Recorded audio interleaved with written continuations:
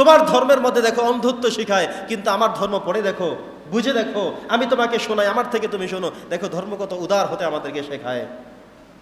তোমার ধর্ম অন্য ধর্ম মানুষকে মারতে শেখায়, আমার ধর্ম তোমার সাথে উদারতা উপস্থাপন করতে শেখায়।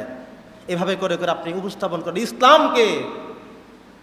আগেকার সমস্ত নবী রাসূলরা অসংখ্য অগণিত পরিমাণে মানুষকে কালেমা পড়াতো, মুসলমান হয়ে যেত। আমরা কজনকে পারলাম? এটাকে শুধু হুজুরদের দায়িত্ব? আমাদের সবার দায়িত্ব।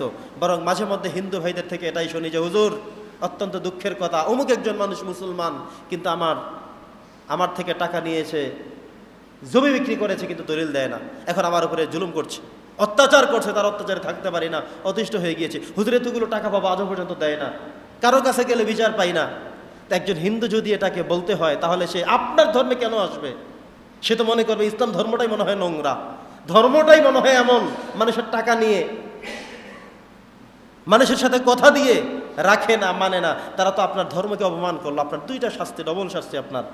প্রিয় সুধী, আসুন আমরা বিধর্মীদের কাছে ইসলামকে উপস্থাপন করবো সেভাবে যেভাবে উপস্থাপন করেছেন আমাদের নবী মুহাম্মদুর রাসূলুল্লাহ সাল্লাল্লাহু আলাইহি ওয়াসাল্লাম। নবী করিম সাল্লাল্লাহু আলাইহি সাল্লাম বলেছেন যে অমুসলিমদেরকে বন্ধু হিসেবে মেনে নেওয়াতে কোনো দোষ নাই। ধরুন আপনি একসাথে চাকরি করলেন একজন হিন্দু মানুষের সাথে, আপনি অসুবিধা নাই। একসাথে লেখাপড়া করতে গিয়ে দেখলেন আপনি যেই সাবজেক্টে লেখাপড়া করেন, যেই স্কুলে লেখাপড়া করেন, সেখানে আরেকজন হিন্দুও লেখাপড়া করে, করুক না, তাতে কি? কথা বোঝেন নাই? আপনি তার সাথে বন্ধুত্ব গড়ে তুলেন, কোনো সমস্যা নাই। তারটা আপনি খেতে পারবেন, আপনি তারটা খান, সে আপনারটা খেতে পারবেন, সমস্যা নাই। কিন্তু আপনি অধীনস্থ হয়ে যাবেন না, তারটা খেতে পাগল পারা হয়ে যাবেন না।